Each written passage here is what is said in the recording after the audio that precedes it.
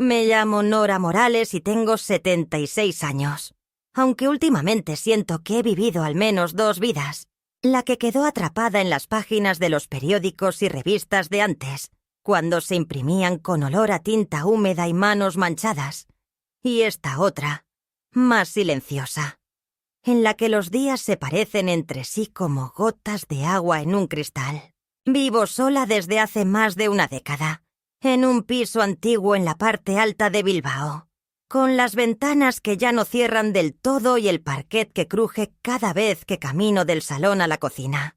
Me acompaña el ruido del radiador por las noches y los álbumes de recortes que guardo en el armario del pasillo, con el celo ya seco y las esquinas dobladas por el tiempo. A veces, cuando me cuesta dormir, los saco y los vuelvo a mirar uno por uno, no para revivir la gloria, sino para recordar que una vez fui parte de algo que importaba, aunque ya nadie me lo pregunte.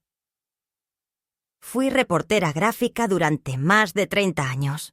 Viajé por medio mundo con una cámara colgada al cuello, sin más pertenencias que un pasaporte arrugado, un bloc de notas y la esperanza de que mis fotos dijeran lo que a veces las palabras no podían.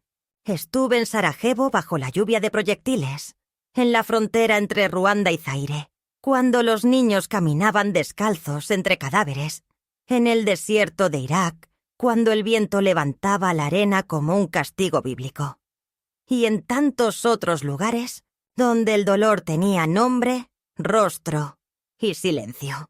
No siempre sabía qué día era o qué ciudad pisaba, pero sí recordaba los ojos de las madres que me miraban mientras fotografiaba a sus hijos muertos, con una mezcla de resignación y súplica que aún me despierta por las noches. Nunca llevé uniforme ni casco azul, pero aprendí a caminar entre ruinas sin hacer ruido y a bajar la cámara cuando el horror era más grande que la historia. No me arrepiento de esa vida, aunque me haya costado todo. Un matrimonio que se fue diluyendo como una fotografía mal revelada. Un hijo que creció sin entender por qué su madre dormía a veces en hoteles con sacos de arena en las ventanas. Y un cuerpo que ya no responde con la agilidad de antes. Dicen que los viejos contamos las mismas historias, pero la verdad es que no las contamos por repetición, sino por necesidad. Porque el mundo se ha vuelto tan rápido, tan brillante y desechable, que uno necesita volver a lo vivido para no disolverse en la indiferencia. Aquí, en mi rincón del mundo, nadie sabe quién fui. En la frutería soy la señora que siempre pide medio kilo de manzanas verdes y 2 plátanos maduros. En la farmacia me preguntan si necesito ayuda para leer el prospecto, y en la parada del autobús ya ni me miran cuando paso. No culpo a nadie. A veces yo tampoco me reconozco en el espejo. Los años han ido desdibujando los contornos de mi rostro, como si la piel fuese un mapa donde el tiempo ha trazado nuevas fronteras. Mis manos tiemblan al atarme los cordones y mis piernas ya no toleran los inviernos como antes. Pero dentro de mí aún queda fuego. A veces tenue, otras veces torpe, pero fuego al fin. No sé por qué aquel día lloré en el parque. Tal vez fue la música que salía de los auriculares de una joven sentada cerca, una melodía que me recordó a Beirut en el 83. O quizá fue el rostro de un niño que pasó corriendo con su balón, con la misma expresión que tenía mi hijo cuando tenía 6 años, y me esperaba despierto para mostrarme un dibujo. Lloré sin escándalo, sin gemidos, como se llora cuando ya no quedan testigos. Pensé que nadie me veía, que era solo una mujer mayor sentada bajo un árbol, con los ojos húmedos y las manos en el regazo. Pero me equivocaba. Alguien me grabó, un móvil, una cámara. No lo supe hasta días después, cuando todo empezó. Hasta entonces, mi vida era una sucesión de días que sabían igual. Con su café aguado por la mañana, su pastilla de las 11 y su paseo corto antes de que anochezca. Era una vida callada, con los recuerdos como única compañía. A veces me preguntaba si realmente había valido la pena todo lo vivido. Si de verdad había cambiado algo con mis fotografías. Si la sangre que pisé, las noches sin dormir, el miedo y el hambre, el cuerpo tiritando en los campamentos, sirvieron de algo. Y es curioso, porque la respuesta no llegó de una exposición ni de un premio, sino de un error. Un video. Un momento robado. Una tristeza convertida en espectáculo. El mundo de hoy no sabe mirar sin grabar. No sabe escuchar sin publicar. Me dolió, sí. Pero también fue el principio de algo que no esperaba. Una puerta que se abrió después de años de silencio. Porque lo que ellos no sabían, mientras editaban filtros y añadían música melancólica, era quién estaban etiquetando. Nunca pensé que un simple video, capturado en un instante inadvertido, pudiera alterar tanto el curso de mi vida, ni que mi tristeza pudiera convertirse en espectáculo público sin mi consentimiento ni mi conocimiento. Aquel día en el parque, donde me senté a llorar en silencio, parecía un momento privado. Un fugaz descanso de la carga invisible que llevaba desde hacía décadas. Pero la tecnología había decidido de otro modo. La tarde siguiente, mientras tomaba el café en una cafetería cercana a casa, una joven se me acercó tímidamente con el teléfono en la mano. Me mostró la pantalla y dijo: «Señora, creo que es usted en este video que está corriendo en todas las redes». La imagen era borrosa, pero reconocí mis propias lágrimas reflejadas en los ojos. No sabía si reír, llorar de nuevo, o simplemente pedirle que lo borrara de inmediato, pero ya era tarde. El video llevaba miles de reproducciones. La joven, que se presentó como Laura, una estudiante de periodismo, me explicó que la influencer local, una chica de 20 y tantos años, había subido el clip con el título «La señora más triste del mundo», y con la descripción de que alguien había captado un instante de tristeza profunda en medio del bullicio de la ciudad. La publicación se había viralizado en pocas horas, con miles de comentarios que iban desde la burla hasta la condescendencia. Para muchos, yo era simplemente la señora que llora sin motivo, un objeto de curiosidad o lástima. Lo que ninguno de ellos sabía, ni siquiera la influencer, era que aquel video no solo mostraba un momento de vulnerabilidad, sino que inadvertidamente había reactivado un pasado que creía sepultado bajo capas de olvido y soledad. Lo que ocurrió después fue aún más inesperado. La influencer etiquetó a una cuenta que, sin saberlo, no era la mía sino la de otra mujer llamada Nora Morales, una influencer emergente que vivía en otro barrio, con una vida completamente distinta. Fue un error que, sin embargo, tuvo consecuencias profundas, porque el sistema de reconocimiento facial de ciertas plataformas, conectado a bases de datos públicas y privadas, vinculó automáticamente mi rostro con el nombre mal asignado.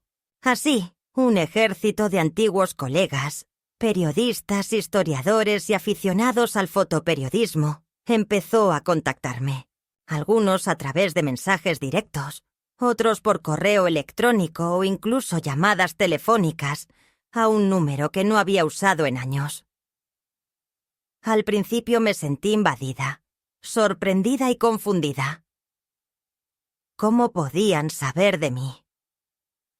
¿Por qué ahora? Fue entonces cuando comprendí que el video, a pesar de su intención banal o incluso cruel, había abierto una puerta. Me escribieron viejos compañeros de guerra, fotógrafos con los que había compartido noches interminables en refugios precarios. También me contactaron personas que habían sido protagonistas de mis fotos, pidiéndome que hablara, que contara la historia detrás de cada imagen, que no dejara que el tiempo borrara lo que habíamos vivido. Sentí una mezcla extraña entre miedo y esperanza, como si el pasado me alcanzara con una mano alargada desde la distancia, pero también me ofreciera la posibilidad de reconciliarme con él. Sin embargo, no todo fue fácil. El repentino foco público trajo también viejas heridas que creía sanadas. Me enfrenté a recuerdos dolorosos de pérdidas y errores que no había permitido que nadie viera. Y en medio de ese torbellino, la influencer local comenzó a darse cuenta del impacto real que su publicación había tenido.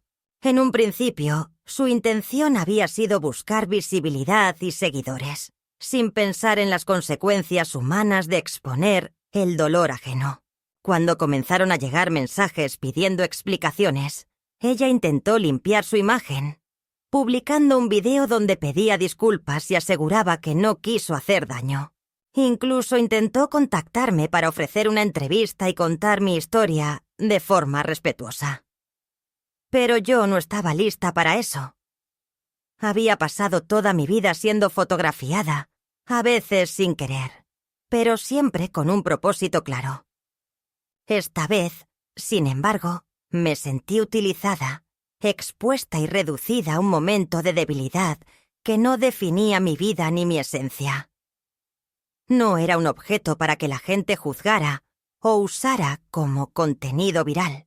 A pesar de ello, esa exposición forzada me llevó a una decisión que jamás imaginé tomar: recuperar el control de mi historia y mi imagen. Decidí que era hora de hablar no solo de aquel instante, sino de todo lo que había quedado oculto tras él, de la vida que había llevado, de las imágenes que nunca vieron la luz y de las verdades que aún dolían. Comencé a escribir, primero para mí, luego para otros, con la esperanza de que mis palabras dieran contexto, dignidad y memoria a esa mujer que lloraba en el parque y a tantas otras que viven en el silencio. A partir de ese momento, algo cambió en mí y en quienes me rodeaban. Recibí invitaciones para charlas, propuestas para documentales y llamadas de antiguos colegas que querían colaborar en un proyecto que reflejara no solo el dolor, sino también la resiliencia y la fuerza de quienes han vivido para contar la historia. Y así, un video que parecía una simple anécdota se convirtió en el catalizador que despertó una vida dormida, un pasado que pedía ser escuchado y reconocido. Pero también fue el inicio de una lucha íntima entre el deseo de pasar desapercibida y la necesidad de ser vista, de que mi historia, con todas sus luces y sombras, no fuera borrada por la velocidad y la frivolidad de las redes sociales. Después de que el video de mi llanto en el parque comenzara a circular por las redes sociales y se viralizara de manera inesperada, no podía imaginar la avalancha de mensajes que recibiría, ni la complejidad de sentimientos que despertaría en mí. Al principio la conmoción me paralizó. Mi vida, que había sido tan silenciosa y apartada, se vio de repente expuesta a ojos ajenos. Algunos indiferentes, otros inquisitivos, y unos pocos llenos de verdadera empatía. Me acostumbré a revisar mi correo electrónico con una mezcla de temor y curiosidad, y pronto descubrí que no solo eran comentarios de extraños, sino que personas que alguna vez habían formado parte de mi pasado comenzaron a aparecer nuevamente en mi vida, aunque de forma virtual. Fue así como la vieja fotógrafa que había olvidado a veces que era, comenzó a reaparecer, a pesar de las arrugas y la melancolía que ahora le daban forma a mis días. Los mensajes de mis antiguos compañeros de guerra y colegas de redacción me devolvieron recuerdos que creía dormidos, como esas noches interminables en Bosnia donde el frío era tan intenso que parecía que congelaba no solo el cuerpo, sino también el alma. Algunos me enviaban fotografías antiguas, negativos que encontraban en archivos polvorientos, acompañados de frases nostálgicas que hablaban de la juventud, la valentía y la verdad capturada en imágenes. Otros eran historiadores o académicos que se interesaban por rescatar mi trabajo como parte de la memoria colectiva de aquellos conflictos que el mundo parecía querer olvidar. Incluso recibí la llamada de un canal internacional que quería hacer un reportaje sobre mi vida y mi legado, algo que nunca antes me había planteado. Pero esta inesperada atención no solo trajo reconocimiento, sino también un impacto emocional profundo que me costó enfrentar. Volví a revivir la pérdida de mi hijo. Aquella noche terrible en Siria cuando un bombardeo arrasó la calle donde él estaba con otros niños. Y yo, sin saberlo, capturé su rostro en una de mis fotografías.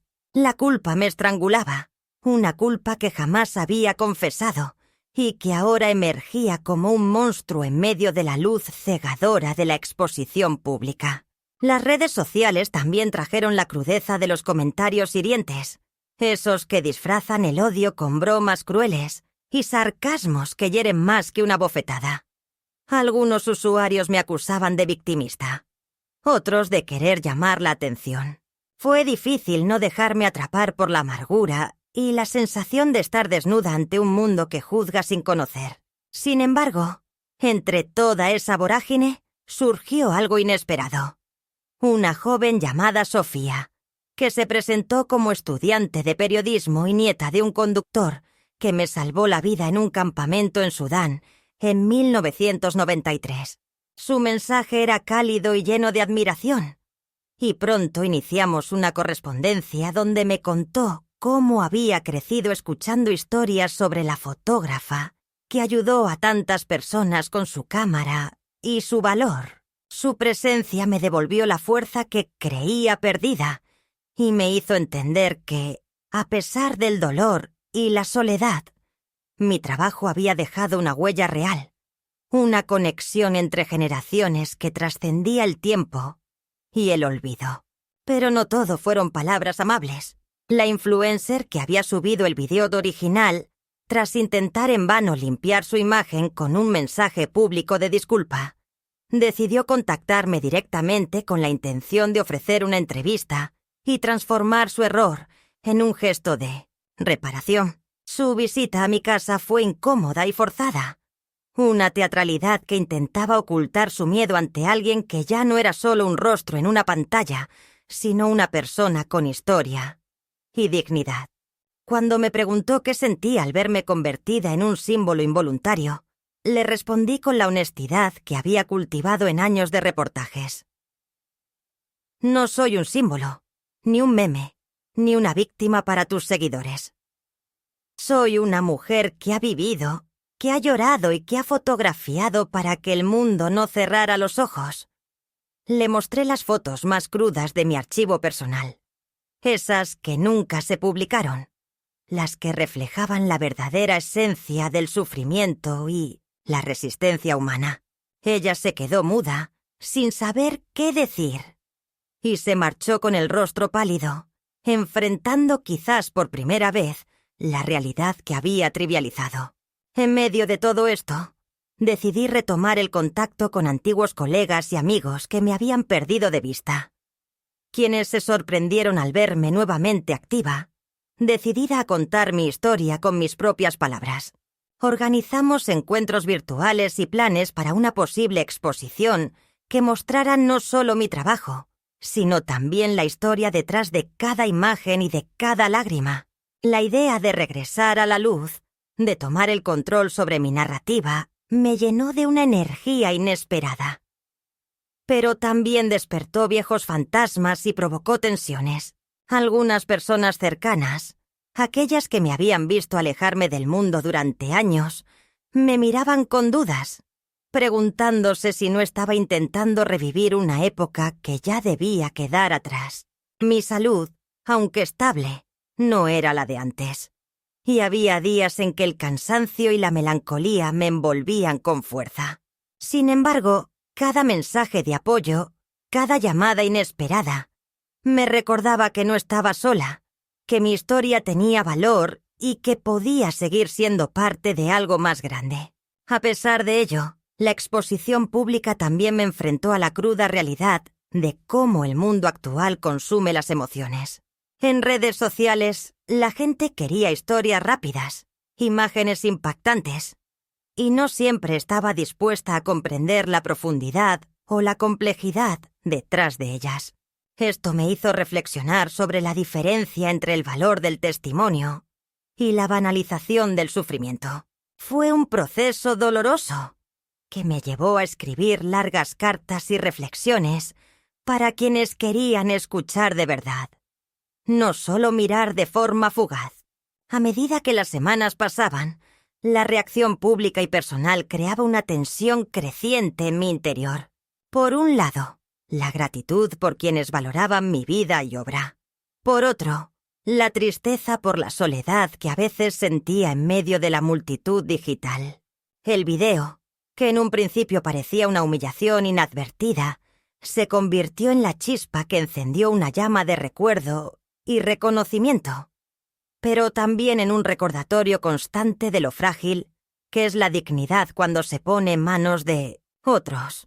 No obstante, entre esa mezcla de sentimientos encontré una verdad que había estado oculta durante años: la fuerza de mi propia voz, la capacidad de decidir cómo quería ser vista y recordada.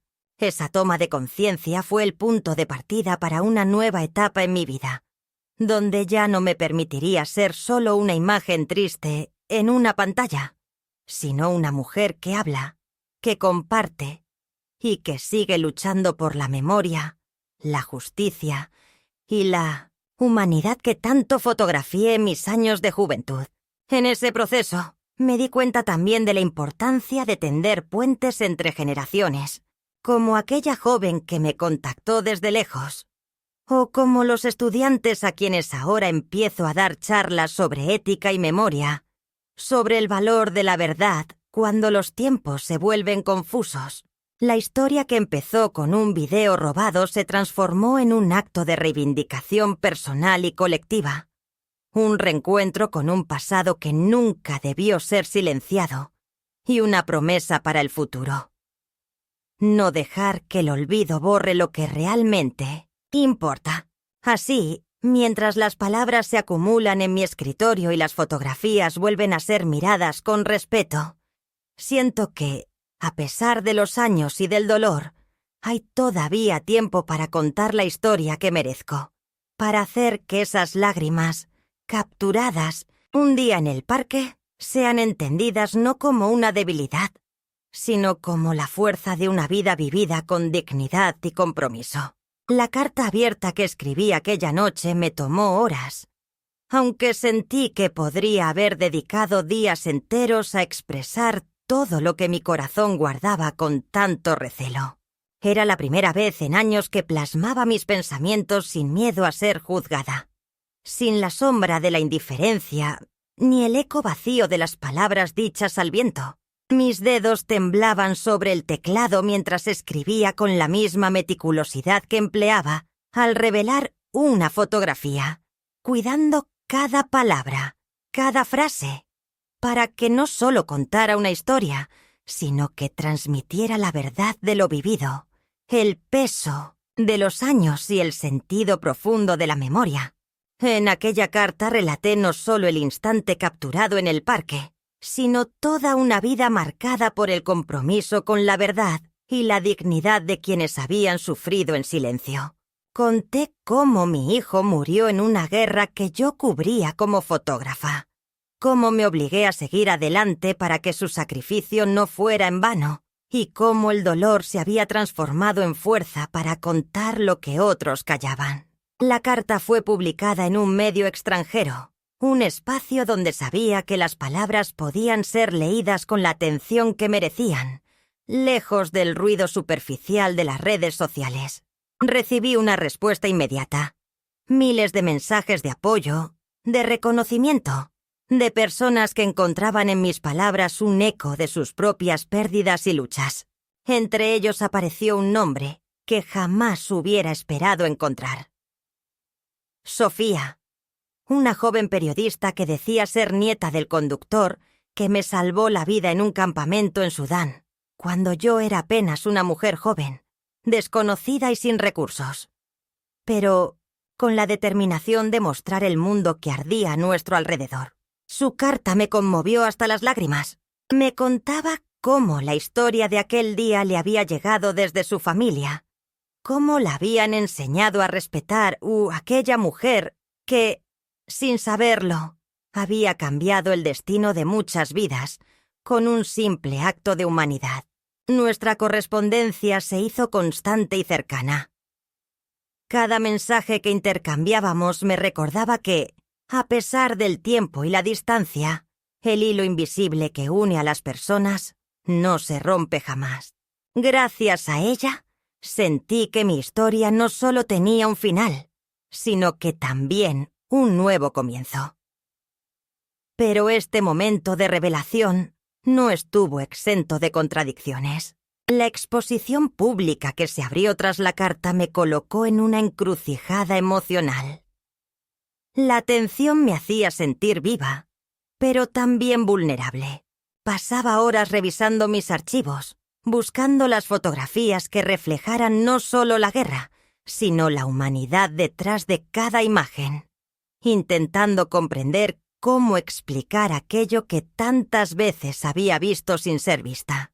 Volví a contactar con viejos amigos y colegas, quienes conmovidos por la carta me propusieron proyectos, exposiciones, documentales.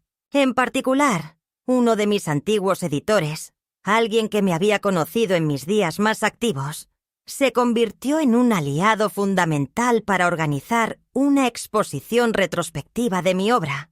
El proceso de preparar aquella muestra fue un renacer para mí. Cada fotografía, cada negativo, era un testimonio, un fragmento de memoria que ayudaba a construir un relato no solo personal, sino colectivo. Con cada paso, sentía cómo recuperaba el control sobre mi vida y mi legado, cómo el dolor se transformaba en resistencia y en voz para quienes no podían hablar. Sin embargo, la exposición de mi historia también provocó tensiones en mi entorno más cercano. Algunos amigos que me habían visto retirarme lentamente del mundo no comprendían mi deseo de reaparecer con tanta fuerza y se mostraban preocupados por mi salud emocional y física. Yo, en cambio, sabía que este era un camino necesario, aunque fuera difícil. El cansancio se hacía presente, pero el fuego interior seguía vivo, iluminando mi senda. A medida que el proyecto avanzaba, recibí una invitación inesperada. Un canal internacional de televisión me propuso una entrevista para profundizar en mi historia y mostrar la exposición al mundo. Fue una oportunidad para llegar a más personas, para contar con mi voz lo que había sentido y vivido. La entrevista fue dura, pero honesta. Hablé de la banalización del dolor en las redes sociales, de la importancia de la memoria histórica y de cómo cada fotografía tiene detrás una historia humana que merece ser respetada. Mi voz se quebraba a veces, pero no cedía. Después de la entrevista, comenzaron a llegar invitaciones para dar charlas en universidades y escuelas, para participar en mesas redondas sobre ética y periodismo, para ser parte de proyectos que buscaban educar sobre la verdad en tiempos de incertidumbre. En esas charlas me encontré rodeada de jóvenes ojos atentos, de preguntas sinceras y miradas llenas de esperanza. Comprendí que mi historia podía ser una semilla que germinara en otros, que podía trascender mi propio dolor para convertirse en enseñanza y luz.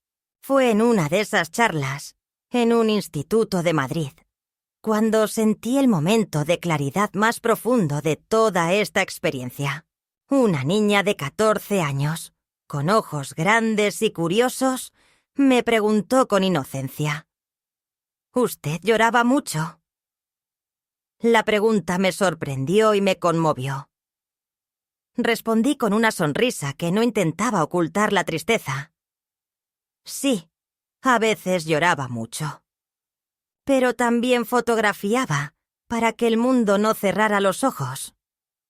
Aquellas palabras resonaron en la sala y en mi interior. Era la síntesis de toda una vida. de todas las lágrimas y todos los recuerdos que me habían llevado hasta allí.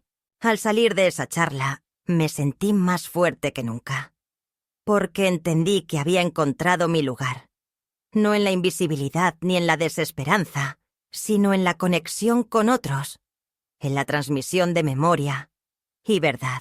Sin embargo, no todo el mundo acogió con beneplácito mi nueva presencia pública. La influencer que había subido el video que desató todo este torbellino volvió a aparecer, esta vez con un intento más sincero de reconciliación. Me invitó a participar en un proyecto conjunto para crear conciencia sobre el respeto y la ética en las redes sociales. Aunque dudé, acepté para transformar aquel encuentro inicial de humillación en una oportunidad para educar y prevenir. El trabajo juntas no fue fácil. Sus primeras propuestas eran superficiales, enfocadas en la viralidad y el espectáculo. Pero con paciencia y firmeza, logré que comprendiera la importancia del contenido profundo y respetuoso. Poco a poco, su actitud cambió y comenzó a actuar con mayor responsabilidad, incluso compartiendo recursos educativos que desarrollamos para jóvenes usuarios. Mientras tanto, la exposición y mis charlas continuaban ganando reconocimiento. Algunos medios especializados comenzaron a publicar artículos sobre mi obra y mi historia, destacando la importancia de preservar la memoria histórica y honrar a quienes han vivido las guerras y las tragedias en primera persona. Recibí invitaciones para participar en simposios internacionales y colaborar con organizaciones de derechos humanos. Sentí que a pesar de los años y las dificultades, mi voz era escuchada y valorada. Este renacer, sin embargo, también me hizo enfrentar una dura verdad. El precio de la visibilidad es la pérdida parcial de la privacidad. Aprendí a convivir con miradas ajenas, con preguntas incisivas y con el peso de ser símbolo de algo mucho más grande que yo misma. No siempre fue fácil mantener la calma y la dignidad, pero recordaba las imágenes que había capturado y el compromiso que asumí hace tantos años. No podía defraudar a quienes confiaban en mi testimonio. En este punto medio de mi historia, comprendí que la vida no es solo una sucesión de momentos, sino un tejido complejo de experiencias que, aunque dolorosas, pueden convertirse en luz para otros. Mi tristeza en el parque ya no era solo una imagen efímera. Era el comienzo de una narración profunda que me permitía reconciliarme conmigo misma y con el mundo. Y mientras las sombras del pasado seguían presentes, yo decidí que mi futuro sería un acto consciente de resistencia, de memoria y de esperanza, para que ninguna lágrima quedara sin su voz ni su historia. La segunda escalada en esta historia, que parecía ya encontrar un camino hacia la claridad y la reconciliación, vino con una fuerza inesperada. Un choque que sacudió los cimientos que con tanto esfuerzo había comenzado a reconstruir. Después de meses de correspondencias, charlas, exposiciones y encuentros que me devolvían un sentido de pertenencia y reconocimiento, la influencia mediática volvió a mostrarse en su lado más voraz y despiadado. Fue entonces cuando la influencer que inicialmente me había grabado llorando en el parque, esa joven cuya fama se sustentaba en la viralidad de imágenes ajenas, decidió intensificar su presencia en mi vida. Su intento de redimirse con un video de disculpa había sido solo el primer paso de un camino tortuoso. La realidad es que, detrás de aquella fachada de arrepentimiento, había una estrategia cuidadosamente calculada para aprovechar la atención pública y atraer aún más seguidores. No fue suficiente para ella aparecer con lágrimas falsas o palabras de contrición vacías. Quería controlar la narrativa, apropiarse de mi historia para convertirla en contenido para sus redes. Poco después de nuestra colaboración inicial en un proyecto educativo que había aceptado con la esperanza de generar conciencia, comenzaron a circular nuevos videos y publicaciones que, aunque disfrazados de apoyo, Seguían reproduciendo la misma dinámica de exposición sin respeto. En esos contenidos, mi figura parecía fragmentada, como un símbolo distante y consumible, lejos de la mujer completa y compleja que había compartido sus vivencias con sinceridad. Fue una sensación devastadora, como si me devolvieran a ese instante en el parque, pero multiplicado por 1000. Esta vez con miles de ojos mirándome sin permiso ni empatía. Sentí que mi dignidad volvía a ser pisoteada, que el control que había empezado a recuperar se escapaba entre mis manos como arena. En medio de este torbellino, decidí que era momento de actuar. No podía permitir que mi historia se convirtiera en un simple espectáculo para alimentar la vanidad de alguien más, ni que el sufrimiento de tantos años fuera manipulado para generar likes y vistas fugaces. Contacté a mi abogado, un hombre paciente y sabio que había sido mi amigo en tiempos más sencillos, y juntos elaboramos un plan para proteger mi imagen y establecer límites firmes ante esta invasión mediática. Presentamos demandas por uso indebido de imagen y violación a la privacidad, acciones que no buscaban la venganza, sino el respeto y la justicia. Esta decisión trajo una nueva oleada de confrontaciones. La influencer respondió con ataques velados, negaciones y una campaña para desacreditarme, usando su plataforma para presentar una versión distorsionada de los hechos, intentando pintar mi reacción como la de una persona amargada y fuera de contexto. La guerra silenciosa se libraba entre las sombras del mundo digital, con mensajes ocultos, comentarios anónimos y un desfile constante de rumores. Sin embargo, yo no estaba sola. A mi lado apareció una red de apoyo sólida, conformada por antiguos colegas, amigos y personas que valoraban mi historia y mi lucha. También recibí mensajes de jóvenes periodistas, estudiantes y activistas que se inspiraban en mi valentía y me alentaban a seguir adelante. Entre ellos estaba Sofía, aquella joven periodista que se había convertido en un vínculo vital con el pasado y el futuro. Su presencia fue un bálsamo y un recordatorio constante de que mi lucha tenía sentido y resonancia. Además, la comunidad fotoperiodística internacional se movilizó en defensa de mi trabajo y mi dignidad. Publicaron cartas, organizaron eventos y dieron visibilidad a la importancia de respetar a quienes, como yo, habían arriesgado todo para mostrar la verdad, no para ser objetos de consumo fugaz. Fue entonces cuando la tensión alcanzó su punto máximo. La influencer, presionada por las acciones legales y el rechazo público, intentó un giro inesperado. Ofreció una disculpa pública en un evento mediático, esta vez con la presencia de periodistas reconocidos y figuras del activismo digital. Su discurso, aunque parecía sincero, estaba plagado de contradicciones y evasivas. Aprovechó la ocasión para colocarme en el centro de la atención, pero a su manera, presentándose como la salvadora que había reconocido su error y trabajado por la justicia.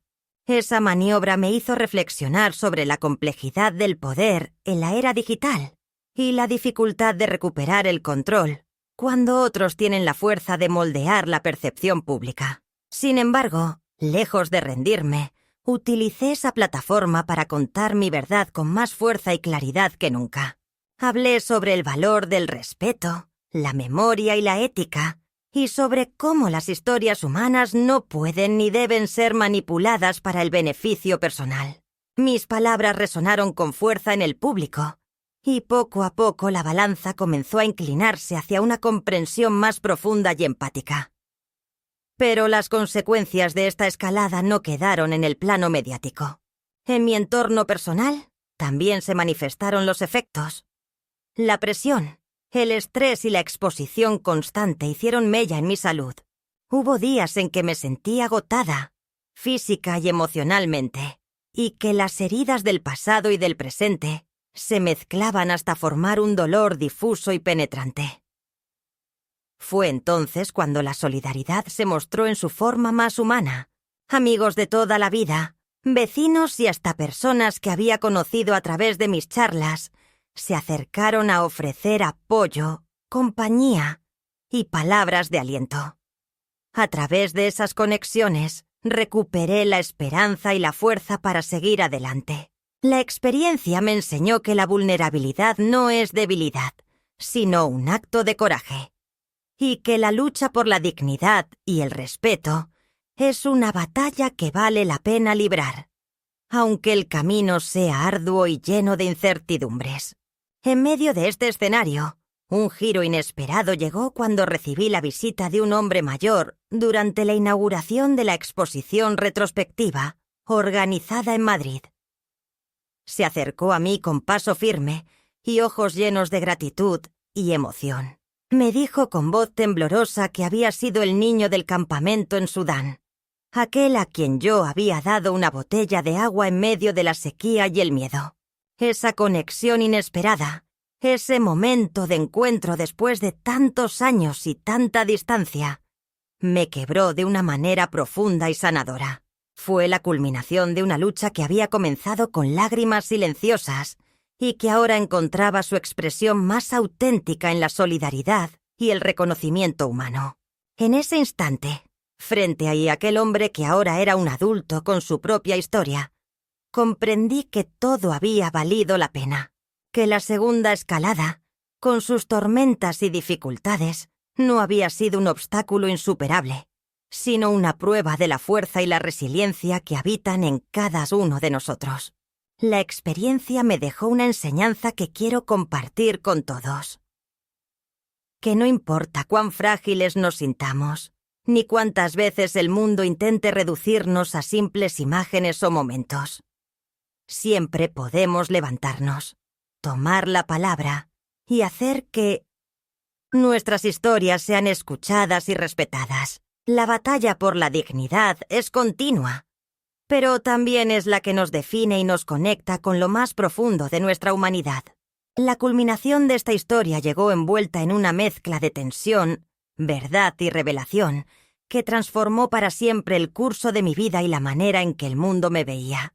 Después de meses de enfrentamientos, diálogos complicados y una exposición pública que comenzó como una oportunidad para reconstruirme y terminó siendo un escenario de confrontación, llegó el momento en que todo se puso en juego. La exposición retrospectiva de mi obra, preparada con tanto amor y sacrificio, se inauguró en una galería de Madrid con la presencia de figuras del arte, la prensa y el activismo. La expectación era palpable, y aunque yo me sentía nerviosa, también decidida a enfrentar lo que fuera necesario para proteger mi historia y dignidad. Durante la inauguración, que reunió a muchos de quienes habían seguido mi trayectoria desde mis días como reportera gráfica, hubo un silencio reverente cuando se proyectaron las imágenes que narraban las guerras, las tragedias y los momentos de humanidad que había capturado. La atmósfera estaba cargada de emociones, y en medio de aquella solemnidad apareció un hombre mayor, con los ojos brillantes y una sonrisa contenida. Se acercó a mí con paso firme y me dijo: «Yo fui el niño al que le diste agua en el campamento en Sudán. Nunca pude agradecerte lo suficiente». En ese instante la mezcla de nostalgia, gratitud y sanación me desbordó. Lloré públicamente, pero esta vez con la fuerza de quien encuentra sentido en el sufrimiento y la conexión humana.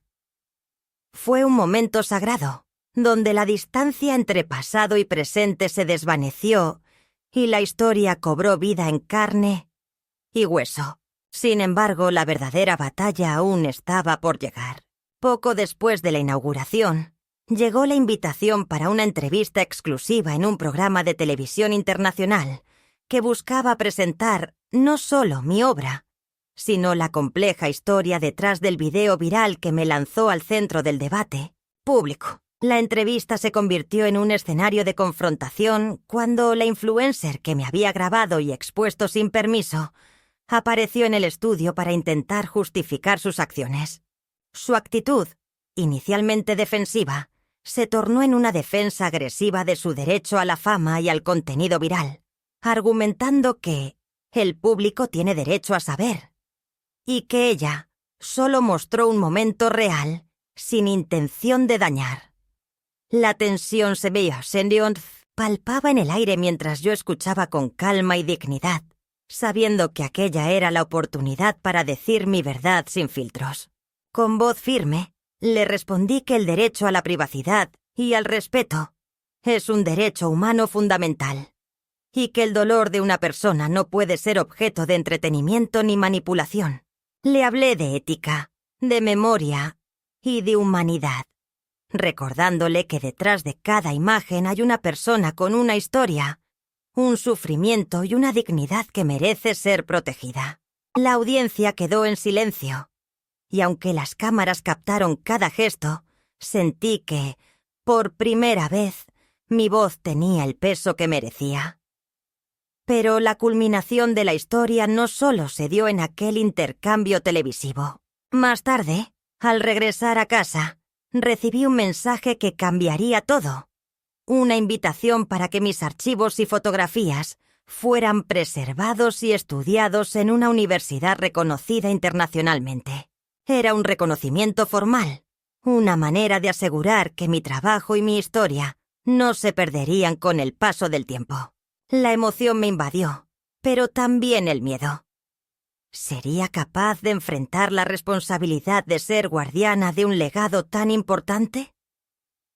A pesar de las dudas, acepté. A partir de ese momento, comencé a trabajar junto a un equipo de investigadores y curadores para organizar la donación y conservación de mis archivos. Fue un proceso delicado, donde cada negativo, cada nota y cada fotografía era tratado con el respeto que merece una memoria viva.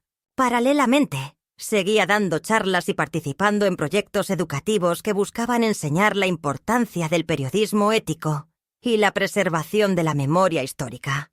Esta etapa de mi vida, aunque intensa, me llenó de un propósito renovado. Sin embargo, la culminación también trajo consigo decisiones difíciles.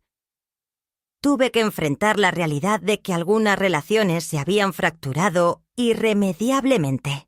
Personas que antes formaban parte de mi círculo cercano, incapaces de comprender el alcance de mi lucha, se alejaron. Fue doloroso, pero necesario para proteger mi bienestar emocional. A cambio, fortalecí vínculos con quienes compartían mis valores y mi compromiso con la verdad y la justicia. En medio de esta vorágine, un momento especialmente significativo fue cuando una joven estudiante de periodismo me entregó una carta escrita por la niña que había hecho la pregunta que tanto me conmovió en aquella charla en Madrid. ¿Usted lloraba mucho?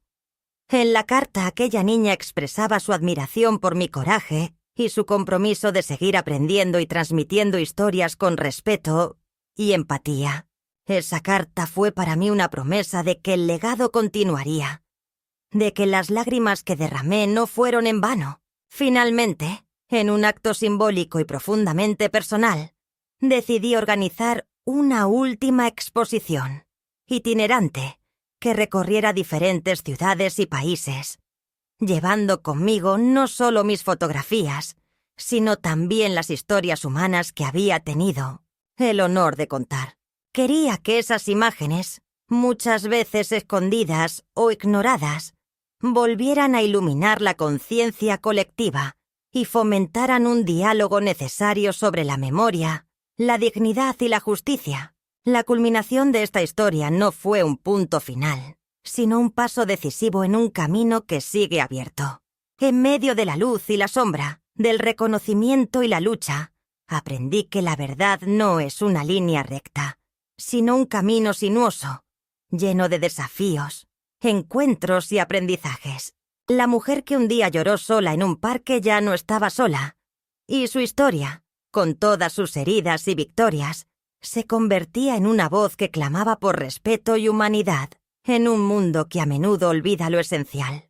Después de todo el torbellino que viví, de las lágrimas que se convirtieron en palabras y las imágenes que lograron trascender el tiempo, encontré un espacio de paz que no esperaba. La vida, con su irremediable marcha, me había llevado desde la invisibilidad hasta un lugar donde mi voz, por fin, era escuchada y valorada. Vivir en la soledad no cambió tanto como cambió mi mirada hacia ella. Ahora entendía que el silencio también puede ser un refugio, un lugar donde las heridas se sanan lentamente y donde uno se encuentra consigo mismo. La casa que siempre fue mi santuario se llenó de nuevas memorias, de cartas, fotografías restauradas y de mensajes que llegaban desde distintos rincones del mundo. No era una fama bulliciosa ni efímera, sino un reconocimiento que me reconectaba con mi esencia, con el legado que deseaba dejar.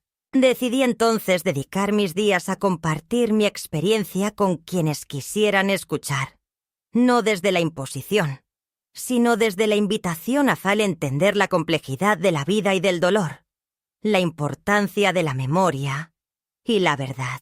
Las charlas en los institutos y las pequeñas exposiciones itinerantes me llenaban de una alegría sencilla y profunda, porque veía en los ojos jóvenes un interés genuino, una semilla de respeto y aprendizaje que prometía un futuro mejor. La relación con Sofía, esa joven periodista que había llegado a mi vida como un regalo inesperado, se fortaleció y se convirtió en una fuente de inspiración mutua.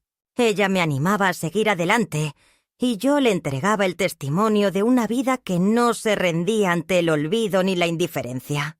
A pesar de los desafíos, de las luchas legales y de las tensiones personales, encontré que la verdadera victoria estaba en la reconstrucción de mi propia dignidad y en la posibilidad de transformar el dolor en enseñanza.